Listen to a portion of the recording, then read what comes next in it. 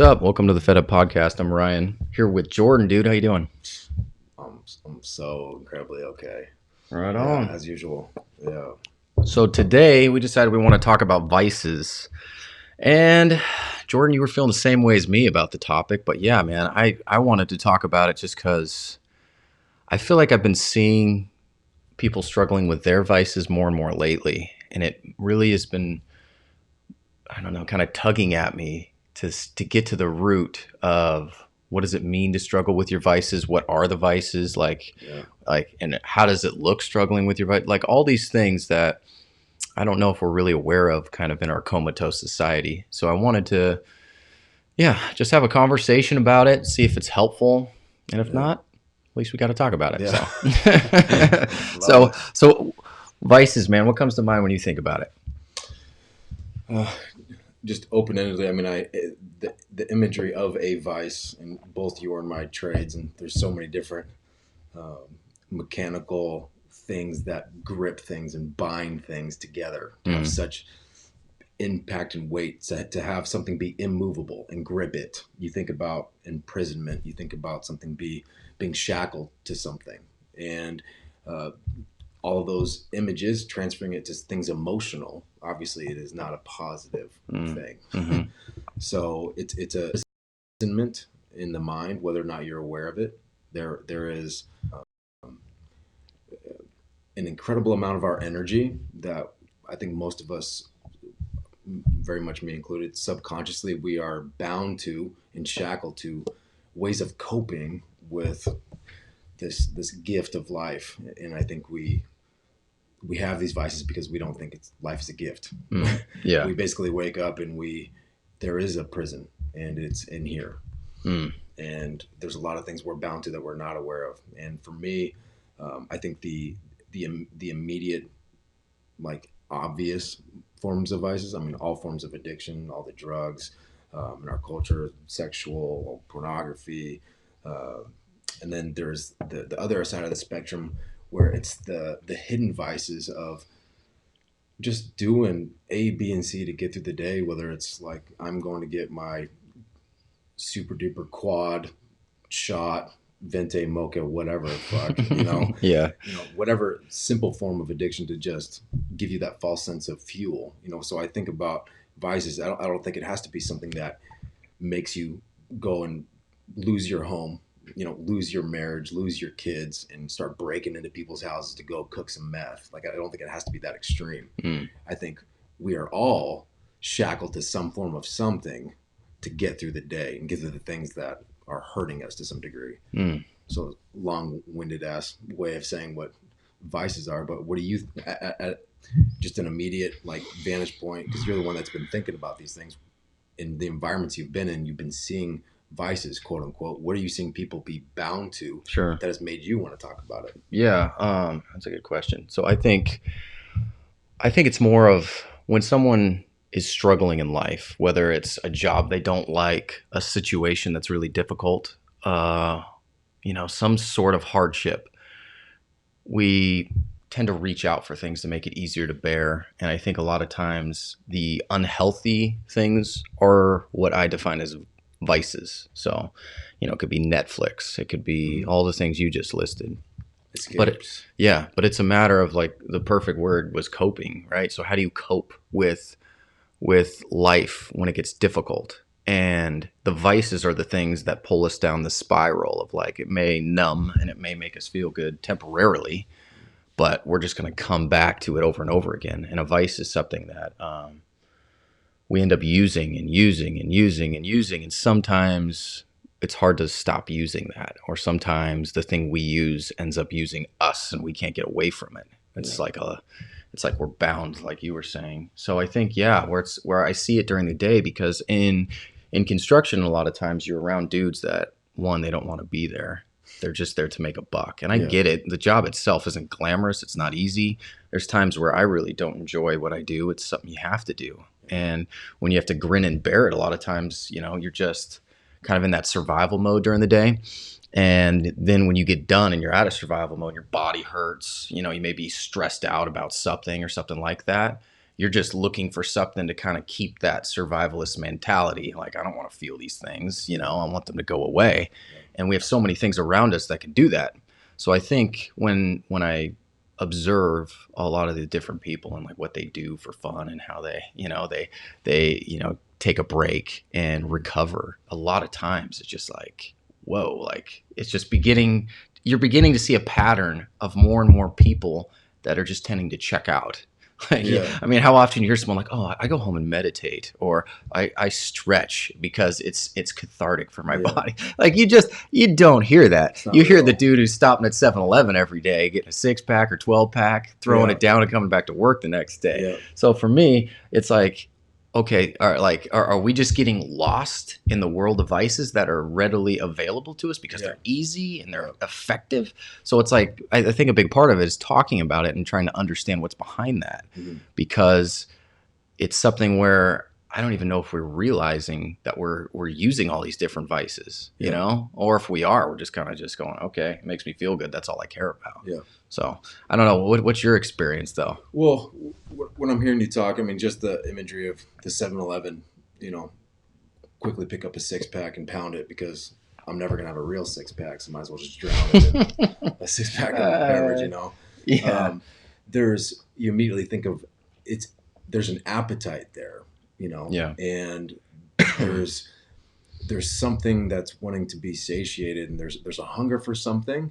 But 7-Eleven is probably one of the meccas of a temporary satisfaction of satiating a real appetite and getting no nutritional sustenance from it. So I think ultimately vices are forms of noise.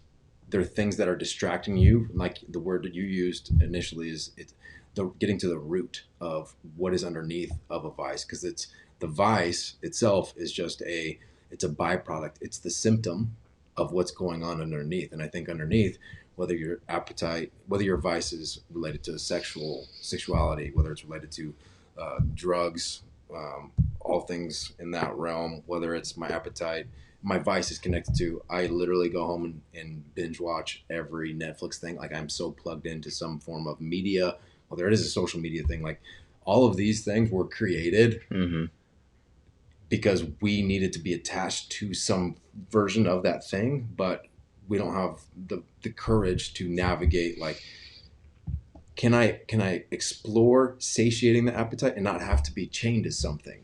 Is there a freedom? Is there a way to satiate this appetite and explore this thing that I desire to have? Because ultimately, when you're picking up a 6-pack, you're wanting to feel something, you're wanting to explore something, but in doing that, you're basically like, hey, what's up, prison warden? Just here to go into my cell for the next couple hours and check out from life. Yeah. So for you, what is at that root you initially talked about? That is all the vices, all of the different forms of handcuffs that attach us to things that are crippling us. What is at the root that you think people are ultimately that are too afraid to engage with and find freedom in, and instead willingly, like, handcuff themselves to every day? Yeah.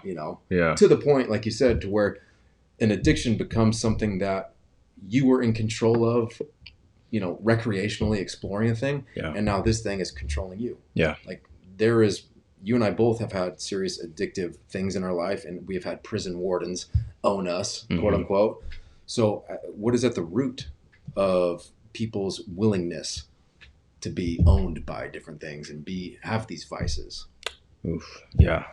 Well, there is a root for sure, because there, it's like the same thing that I learned about with addiction is usually, like, well, they say an addiction forms around something or a pain so bad that you can't deal with, a woundedness so deep that you're incapable of dealing with at the moment. And that's the result of that is an addiction, right? When you think about it, right? When you think there's something that's happened that's been so traumatic, so hard that I am not capable of dealing with right now, so I am going to something else to deal with that. Yeah. And that's what almost makes addicts learn to appreciate their addictions after they get done, because they realize, like, okay, I wasn't able to deal with this, so this thing that I was using, like, at least medicated me from that. Yeah. And come full circle where you're able to break the addiction and see that it's the same root core problem.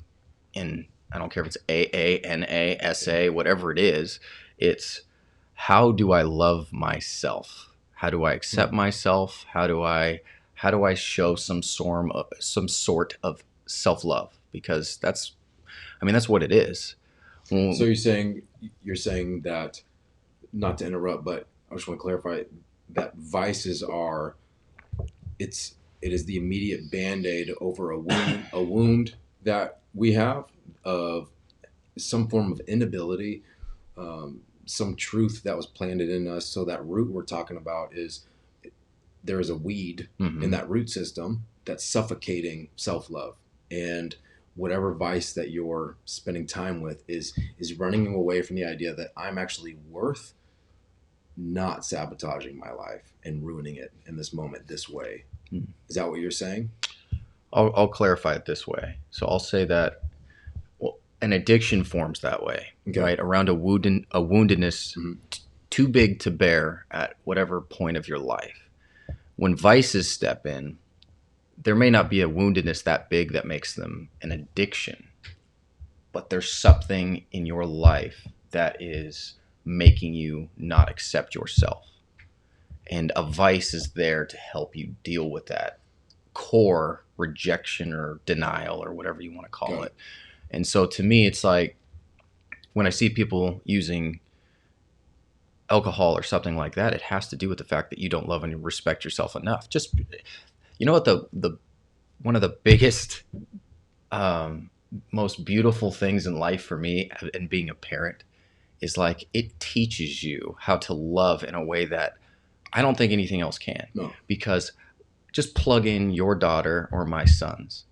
Imagine your daughter, your son doing the things like we're talking about, going home and drinking a 6-pack every night, and thinking, like, would you ever want to do that to them? Or would you ever put them in that situation? And you're like, no, God, no, I never want them to have to do that, right? But it's okay for us to do that to ourselves. And that's the messed up parts. The beautiful part about being a parent is, like, you look and you love these two little beings so much that you're just like, it hurts a lot, where it's just like, I struggle with, all these different feelings that I have. But the thing about it is it makes me reflect upon, man, shows me how much I don't love myself and how I act a lot of times. Absolutely. And, it just may sound like a bunch of fluffy nonsense when you think about self-love and loving yourself that way. But it's the root of why we choose vices. Because, I mean, if we could just, like, learn to see and understand and accept ourselves in a way like we can do with our children, my word, it would be different. But we don't. And that's why when you go have a couple extra beers and you're just, kind of tuning out from life, it's easy because you already are just, like, not okay with yourself, and just, you could just treat yourself that way. So to me, it's just like, when I look at it and I see, the abuse of all these vices and the way our culture's structured to keep using and using and using and using, it has to do with this root problem of, like, we all believe, like, we're not good enough. From it's, something we see on TV. It's like, I'll never have that body. I'll never be Kevin Durant. I'll never be Leonardo DiCaprio. I mean, look, he's not only starring in movies, he's saving the planet. I'm never gonna be him. And it's if we're doing that and we're just judging ourselves, it's just, I feel like, it's the result of that. So for me, it's like, we use because we can't accept, and it starts there. So to answer your question about the root, to me, the root is like, what does it take for you to learn to love yourself in that way? I don't think you have to be a parent in order to really understand it. It's just a great way to understand it. But it's a really difficult thing to do, because somewhere along the lines we bought into this idea that we're not good enough, or there's some reason that, like, we can abuse ourselves in this way. And that's what we're doing. So the point is just, like, let's at least call it what it is. It's self-abuse using these things. Because you wouldn't do that to your kid or anybody else, right? I mean, what's your thoughts on that?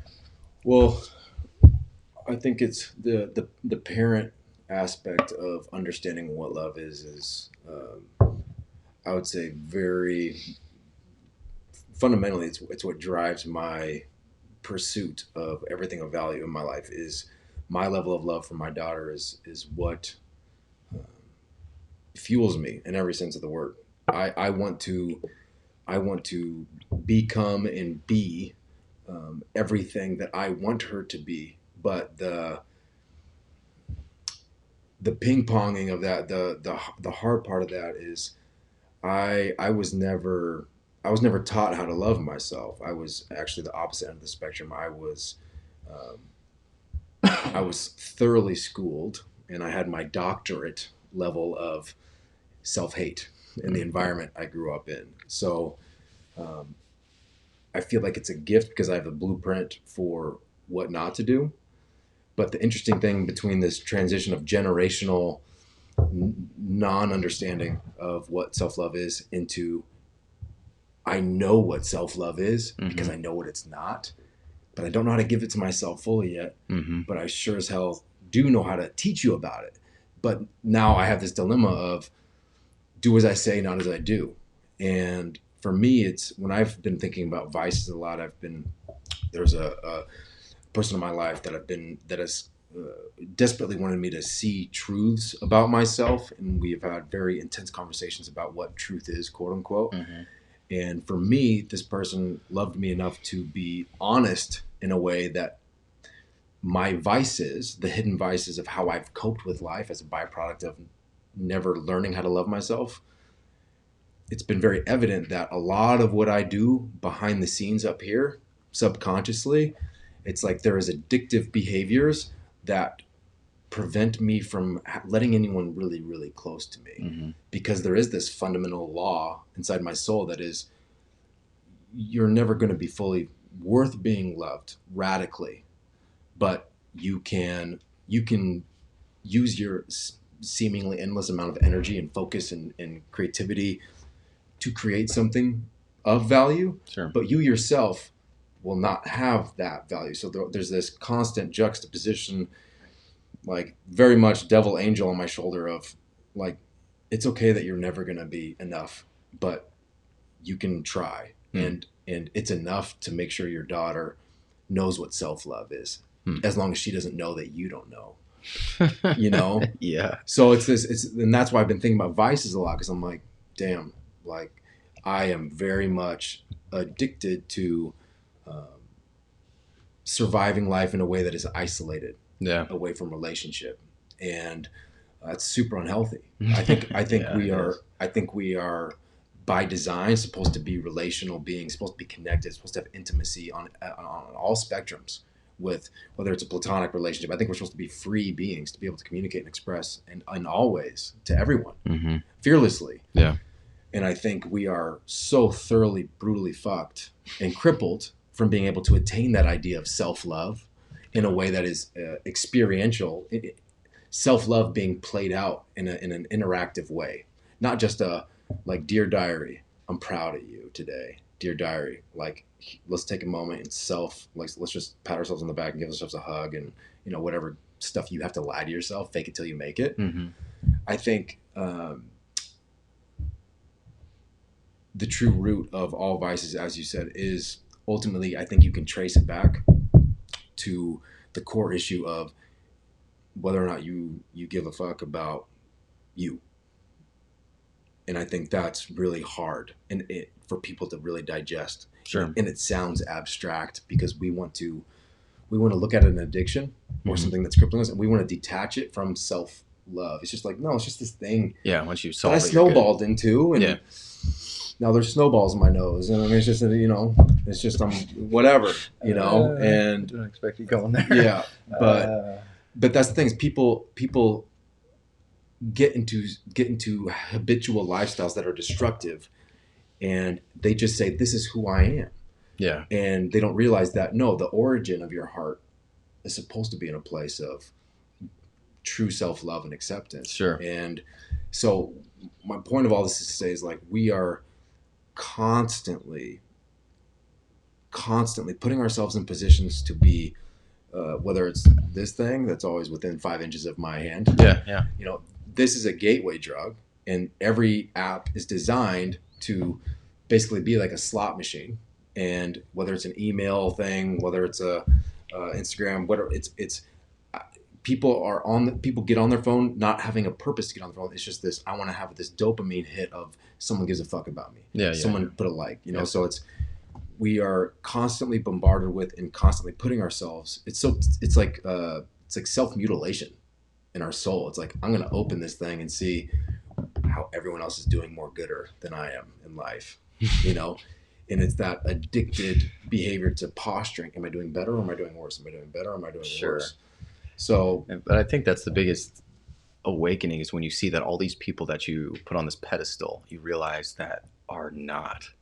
You know, you may think that you're looking at like Kylie Jenner and someone and being like, oh my gosh, like she's a self-made billionaire, like life must be so awesome for her. yeah, But then you realize maybe it's not as awesome as it looks. yeah, And you realize that world you're entering into to look and see people's lives that are better than yourselves, that you're seeing the very best of the best, the edited, filtered, awesome version of all these pictures, right? Yeah. When their life looks nothing like that. yeah, And I think it's just an aha moment because, you know, reflecting on what you just said, where it makes me think like the person who uses vices constantly is the person who has no idea who they are, and they're caught up in who they think they are.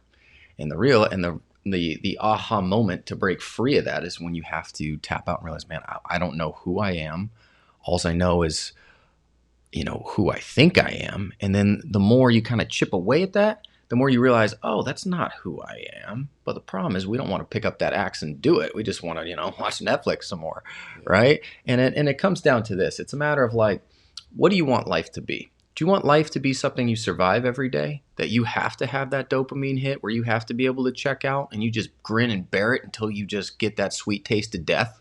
yeah. It sounds grim and awful, but a lot of people live life that way. I mean, 100%. it's like, really, do you want to enjoy life and Yeah. like be present Yeah. and actually like get to enjoy this life that we have for whatever reason we do? Like, it's just a lot of people don't.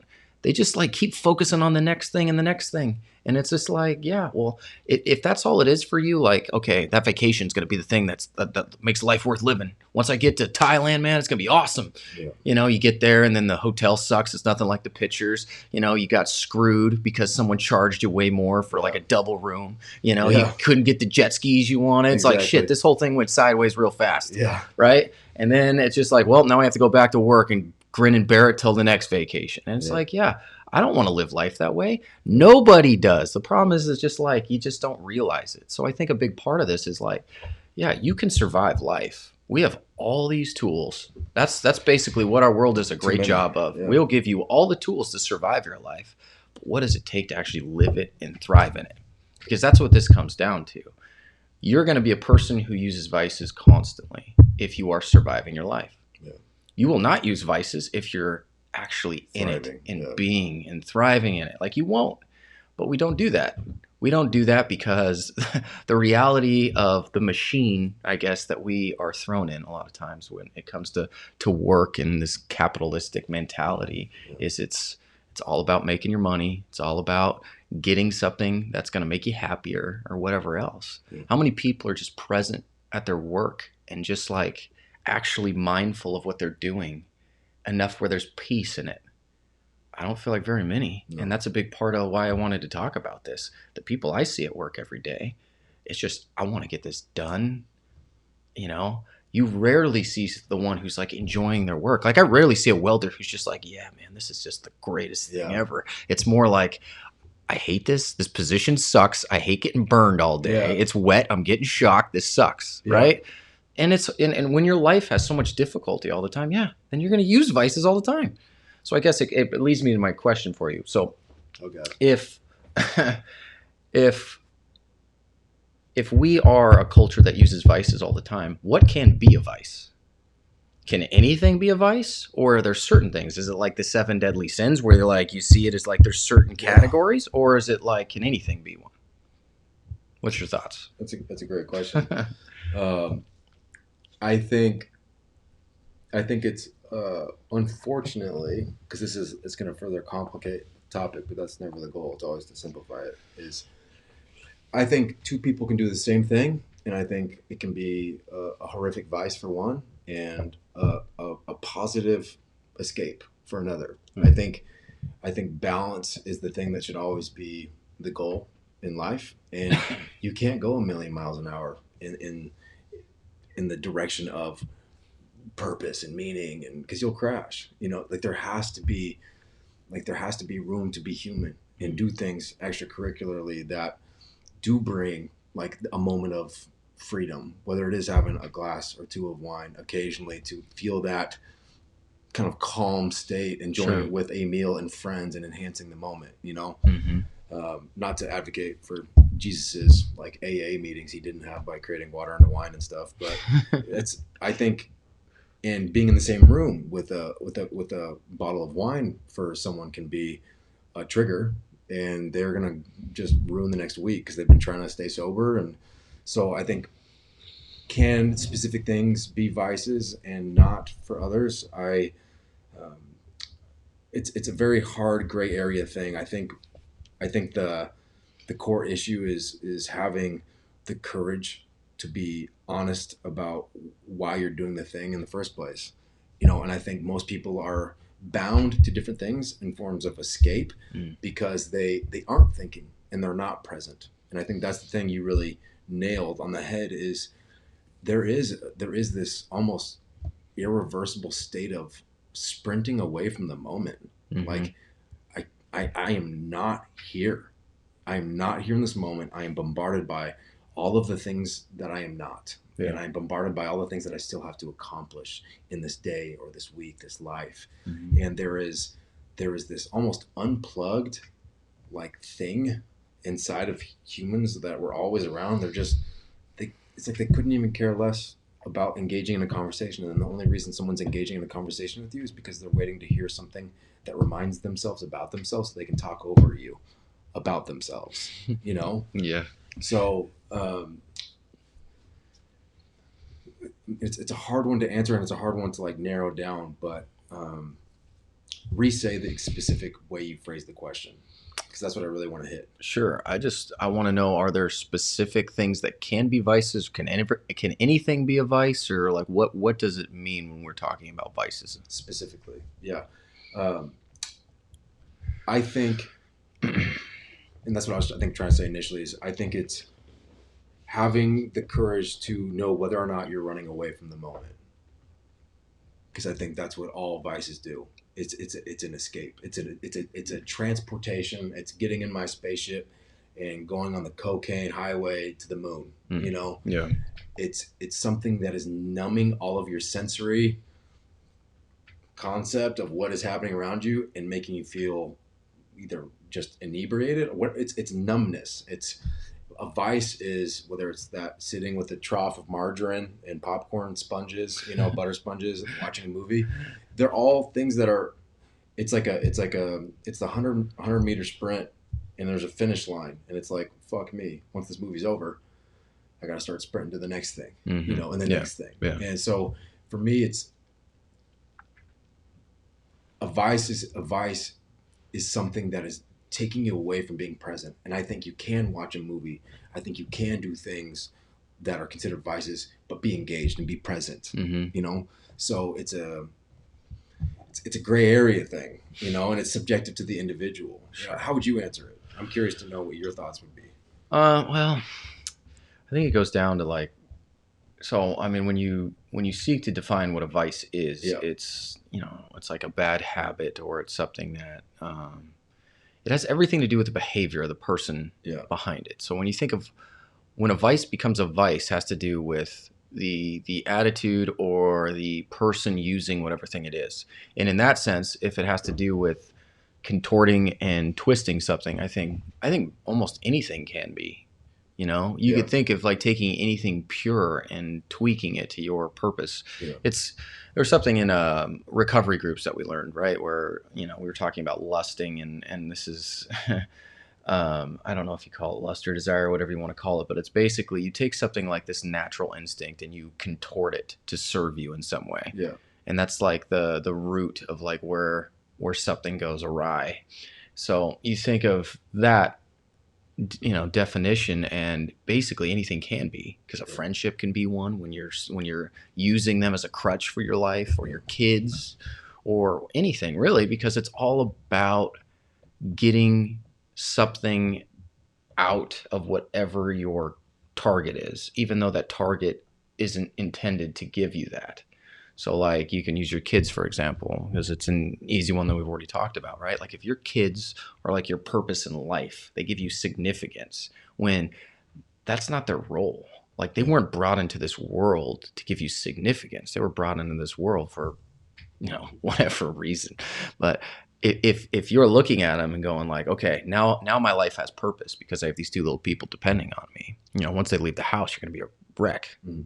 Right? But it's using them. Like, to me, that's a vice when it's like that. 100%. And you are contorting something in a way, and they're also twisting it where, like, your kids feel that, they feel this from their parent, that like this impure thing that's going on. It's like done with good intentions, Yeah. but it's still contorting and twisting it. Yeah. And I think that's it.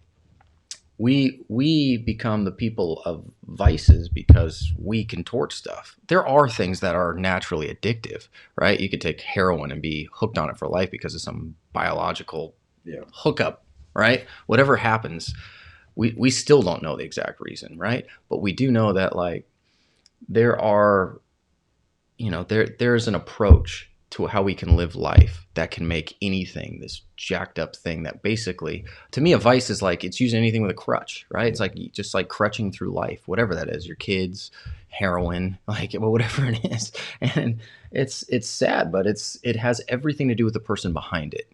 And has everything to do with the mentality for which they're reaching out. Are you just reaching out for something in life because you're drowning and like, this is the thing that saves me from drowning? Then that's your vice. Yeah. And to me, it's about that approach, if that makes sense. Mm. So yeah, I think that it's really looking at the person and asking them, what's your intentions here? Like, how are you manipulating things for yourself? Yeah. I don't know. So to me, I guess anything can be a vice if you think about Absolutely. it that way. Yeah. Yeah. I think that's the fundamental thing I was trying to convey in a not so articulate way. Is I just see a vice as this. It's this imagery of I'm running away from now. Mm-hmm. I am incapable of being present with myself. And I think the domino of that is the step back further is because why can I not be present in this moment? Because I don't know myself and I don't know how to be present and love myself in the moment. Yeah. So I have to run away from now. Yeah. So it's this like three-pronged, triple-edged sword of self-deprecating behavior of because I don't know who I am, I don't know how to love myself. Well, fuck, I'm here and I'm alive and I'm a human. I've never been taught how to love myself. So what do with all these appetites inside of me? I try to satiate them. I'm gonna get the fuck out of this moment and I'm gonna go feel good for a minute. It's like I've heard the psychologists talk about the issue with addictions and cocaine and alcohol. The issue is not those things. It's not trying to understand and psychoanalyze why do people do these things? Because they're dope. They're awesome. Yeah. They feel great. Yeah. I promise you, people would never get drunk unless it felt fantastic to get away from the moment or doing cocaine, whatever it is. It's like people are addicted to things because they provide something of value, bottom line. So it's that the core of a vice is not knowing self, not knowing how to love, because the core of who we are is so thoroughly needing to be connected to that origin of who I am, because I don't know what the fuck that means or how to go about navigating being in that place. Where does my compass go? Do I go north, south to these decisions, the relationship? Do I stay with this relationship? Knowing how to truly live a life that is not surviving and thriving. It's your sounding board, your devil's advocate to answer every question and understand whether or not this thing in your life is advice. Is this thing that I'm doing saying I'm fucking valuable? Yeah. So I think that's how you simplify the complexity of what vices are. Understanding someone's genetic predispositions to, well, my dad was an alcoholic, so I'm a fucking alcoholic. It's like no, there's complex physiological aspects to it, but your dad and his dad were all alcoholics because they never knew how to love themselves and were never taught. And you're getting that baton passed on to you And because you got it, it's your turn to fucking run away from this moment now. Hmm. So it's like vices are typically generational sprints away from the fucking moment of being present with self and loving self. Hmm. I I really like that, dude. And it makes me think like you could almost simplify what a vice is whatever you use to make the moment bearable. Period. I mean, that's basically what you're talking about, right? Yeah. I mean, you think about like what heroin users say when they're on it is it's like what that life's normal for a moment, right? You take it and it's like this is what life's supposed to be like. Yeah. This is amazing, and then you come off it and you're like, oh, this sucks. Reality. But you think about it, right? I mean, that's basically what it is. Because I mean, it's anything you use to make a moment bearable, because there's so many things in life that we, that cause us to make it where we can't be present, like you're saying. Yeah. So I think that's a key component of it. It's how do you learn to be without having to use something to be, which kind of leads us to, I think, the second act of this conversation after talking about it. So how does that look? Like coming from a place where you have to use things in order just to be present. Like how do you not only get away from these vices, like what does it take to be here and now, right? When that seems so foreign to us. Like we don't even in our culture know what that's like very well. We're so caught up in so many different things. We busy ourselves to death constantly. Like what does that look like? Sweet. I'll take a stab at it. Well, I can only speak for myself and what my not so successful attempts at it day to day, moment by moment. And for me, it is very much a moment by moment state of mind, trying to find that peace and freedom from needing to feel like I need to sprint away from the moment. Mm-hmm. For me, I think and for everyone, I think there has to be a pursuit of finding who you are in that open-ended, fluffy, spiritual way. Because in order to have peace with yourself now, you have to know who the you is in the moment that you don't need to run away from. Yeah. Yep. And we just had Halloween. It's like we're all every day. We're in that aisle with all the crazy ass costumes and masks, and we wake up and it's like I'm gonna be in this environment, so I gotta wear this fucking crazy ass skeleton mask with like toxic goo drooling out of his fucking nose because I'm gonna be around my family, and they define me as this type of person, and I don't know how to not be that around them. Yeah. Okay. Fuck. I gotta go to work tomorrow. And everyone at work thinks of me as this, and I have to wear this crazy ass like zombie elephant mask. And sure. So every day is this juggling of this circus act of life that we're trying to survive in, and it's the only way to be at peace and present and in a state of self-love is you have to first understand is who is the person that is out of that Halloween store that's only open for 3 weeks a year. Who is that person that doesn't need all those masks? Mm-hmm. And I think that's why it's such a complicated question, because I think we have no idea who we are, detached from the logos we wear, from the brands that we're associated with, from the different trucks that we're driving, the home, like all of the physical things that we try to acquire in life. Who is the you detached from all those crazy ass Halloween costumes? And once we have had the courage to start exploring that, we can then say, how do I be that and actually not just be at peace with it, but find value in it?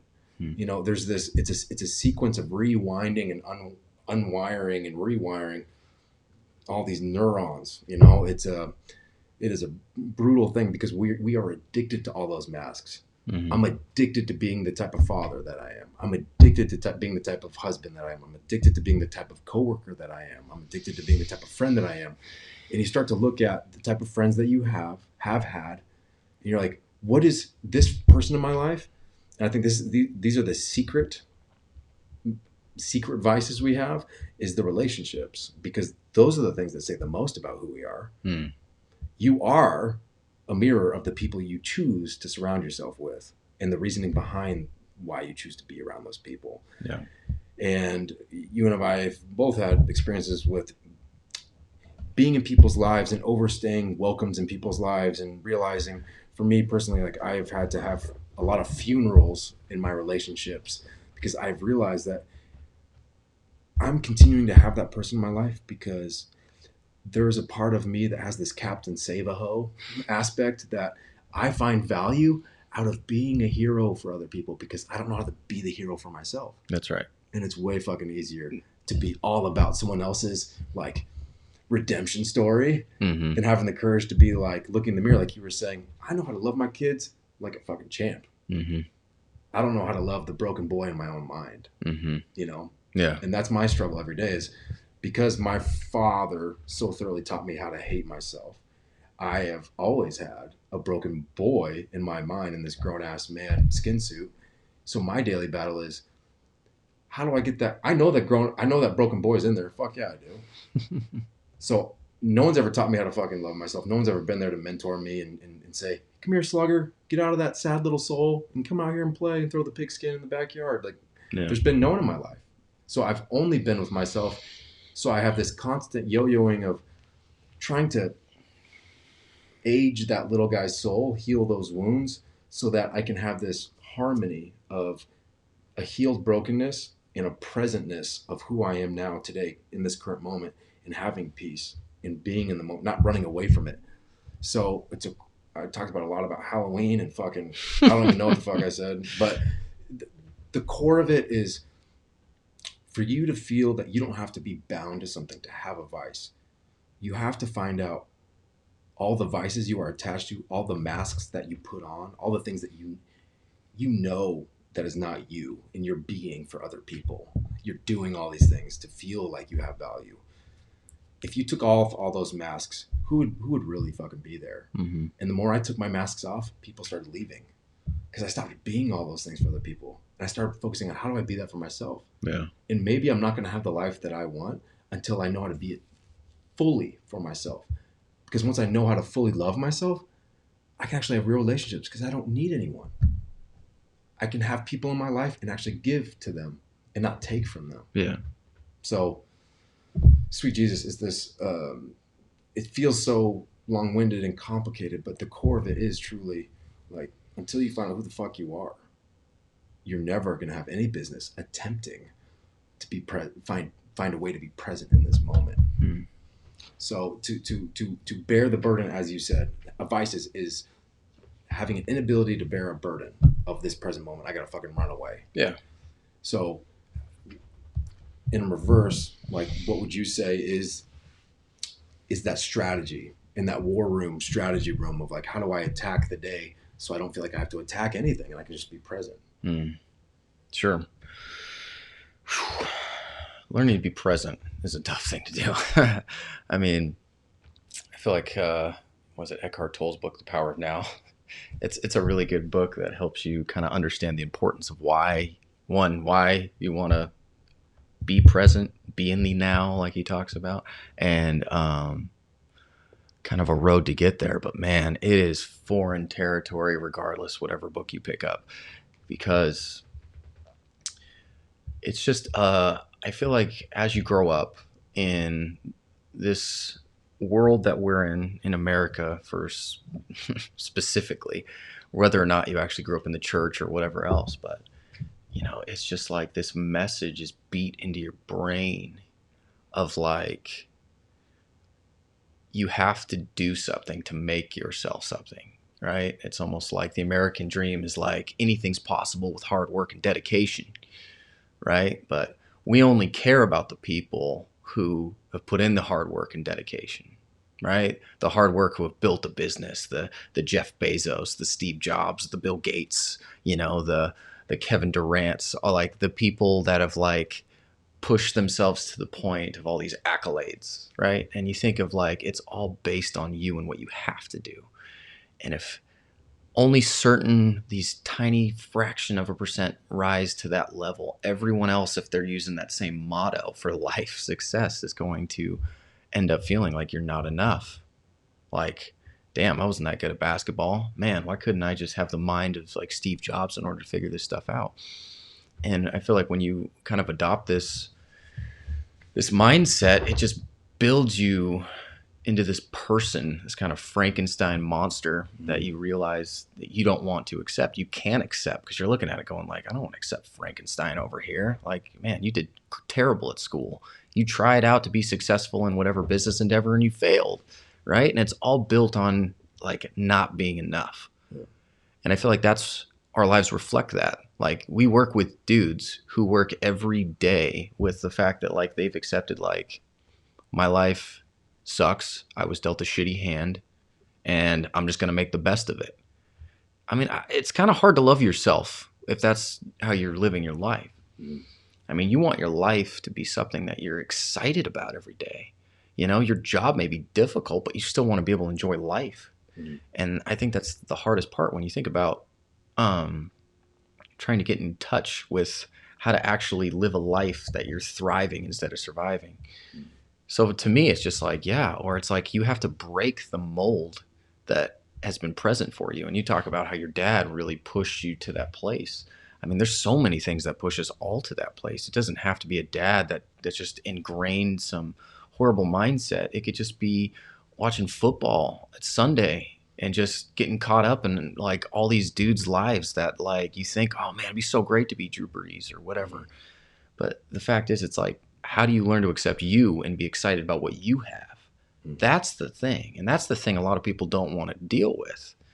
And it's just it's a really hard jump from where we're at because it's so much easier just to check out and look at these other people's lives. That's why we love Netflix so much and like getting lost and binging these stories because it's so much easier to read about someone who is able to persevere through things than having to do it yourself.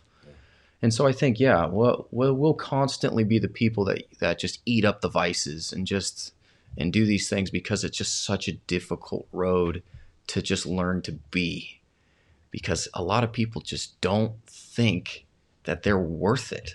Mm-hmm. And it's just a hard thing to like realize that, no, you are worth it, man. Like you are. Like if you could just cut out all these things that keep you from just learning to love yourself, you would realize they're all just a bunch of crap. Yeah. They're crap you've adopted that like once you get through it, I mean, that was the hardest part for me to put this on myself. I was the most insecure kid in the world. Like to even do something like this, to be out there, like, dude, I would never, ever do this. Yeah. Like if you would see me who I was 10 years ago, you would go, there's not a chance in hell I'd ever do this. Same. Right? Because I was just built on so many things that I just believed about myself. Yeah. But I mean, the gracious part for me was being able to keep chipping away at it. Like there was just something in me that wanted to keep going and going through it. And the more you do, the more you realize that like, wow, that's not who I am. And then you go through the next door. Wow, that's not who I am. And you go through the next door. And then you realize all these different things that are keeping you hooked into whatever it is aren't you. Yeah. They're just a lie or whatever else. And so, yeah, it's just some long-winded way of saying that it is a really difficult place in our Western society to learn how to love yourself for who you are, because we live in a place that just beats into your head everywhere you go that you're not enough and you need this and you need that. And it's just, yeah, it's just reminding people of like, that's just a bunch of crap, you know? Well, what we want to do, and I hope that's what we talk about with this, is just, it's just a reminder to people, whoever listens to this thing, is just like, things aren't what you think they are. Keep pushing through. Yeah. And that's all we're doing. It's not like we know what we're talking about. We're just bold enough to keep pushing through and seeing what's through the next door and the next door. Yeah. And the more we have, the more we're like, oh, dude, this is way better than it was before. Yeah.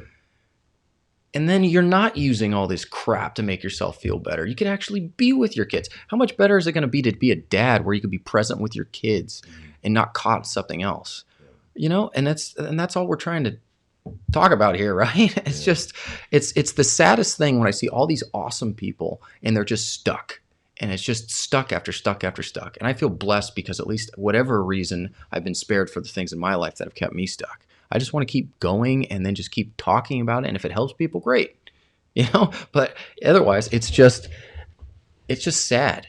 It's just sad reality because you feel like a black sheep in the herd. And everyone else is just bought into this really self-mutilating way, like you said, of living, and it's just like, oh man, it's just depressing. Yeah. So yeah, part of having this conversation is just like, you don't need to do that to yourself. Mhm. If you could see yourself in the way that love would show you, and that's what love is, right? Love is just learning to understand, learning to accept, learning to be. And it sounds so cliche because we talk about it all the damn time in all these movies and songs, but we don't know what the hell we're talking about. No. So anyway, Oh, it's beautiful, man. It's beautiful. I think that's the most important thing we always want to convey is, I know for myself, and I know you have the same level of self-awareness and humility that, I mean, I know the only thing I'm confident about what I know is what I don't know. And I am so thoroughly aware that everything you and I talk about, I fucking struggle with on a daily basis. And by struggle, it's not this like subtle little like tickle. It's like a fucking like gut punch. And a lot of days are not easy. And what I do know is by sitting here and attempting to have the courage to at least talk about it and discuss it is just showing that by no means do we have things figured out in any way, but we know a huge part of our, as you said, for whatever reason you've been spared of the degree of bondage you've had to different vices in your life. mm-hmm. There's a level of mystery to that. It's like, how did I get out of that bondage? Mm-hmm.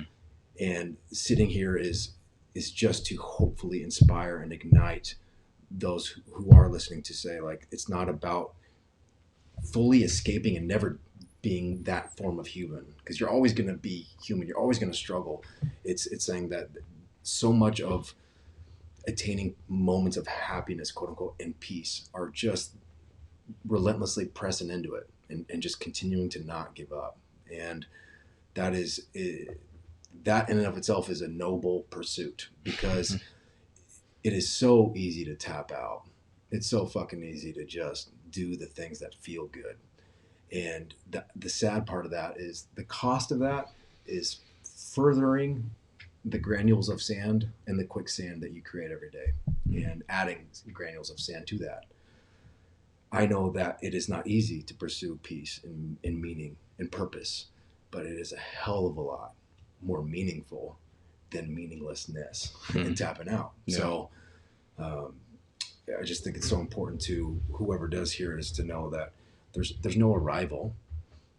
It's until death do us part. It's going to be a journey, and it's going to be intense. So there's just a deep desire to help ignite and further ignite moments of attempting to press into things that we are bound to and that are vices in our life. Mm-hmm. I think it's a good way to put it, dude. So that's as simply as we want to leave it. Is it's just that encouragement to whoever listens to it, because I mean, we put this stuff out there not seeking to really gain anything from it. I mean, the one thing I gain is the conversation to have it with you is something all I care about. Whether or not anybody else gets it, whatever. Mm-hmm. So anyway, anything else you want to say before we wrap this sucker up? No, just man up and have an addiction, but figure out why you're having an addiction and try to unaddict yourself to it. Yeah. Yep. All right. Well, thanks for tuning in, everybody. We'll be back eventually with something. Right on.